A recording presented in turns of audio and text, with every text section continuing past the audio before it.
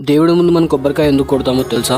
మన సనాతన ధర్మంలో ఒక మనిషి దేవాలయానికి వెళ్ళినప్పుడు ఆ దేవునికి మనం కోరుకున్న కోరిక నెరవేరాలని అక్కడ ఒక కొబ్బరికాయని లేదా టెంకాయని దేవుడికి మొక్కి కొడతాం. కానీ దాన్ని అలా ఎందుకు కొడతామో దాని వెనుక ఉన్న అసలు కారణం తెలుసా? ముందు ఆ కొబ్బరి బోండం మన అహంకారాన్ని చూపిస్తుంది, ఎందుకంటే అది అంత హార్డ్గా బలంగా ఉంటుంది కాబట్టి.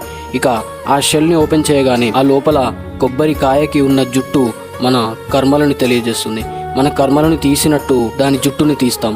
ఆ తర్వాత లాస్ట్లో ఉండేది కొబ్బరికాయ. దాని హార్డ్ షెల్ని మనం బలం మొత్తం ఉపయోగించి పగలగొడతాం. అంటే ఇక్కడ ఈ కొబ్బరికాయ మన అహంకారం, అంటే ఈగో, మనలో ఉన్న చెడు ఇవన్నీ మీ ముందు వదిలేస్తున్నాను అని ఆ దేవునికి దాన్ని సమర్పించుకుంటాం. ఎలాగైతే బలంగా దాన్ని పగలగొడతామో అప్పుడే మనకి దాని లోపడున్న అమృతం అనేది లభిస్తుంది. అలాగే అంతే ఎఫర్ట్తో మనం మెడిటేట్ చేస్తే కూడా మనలోని నెగిటివిటీని పోగొట్టొచ్చు, అలాగే పాజిటివ్ని బయటికి తేవచ్చు.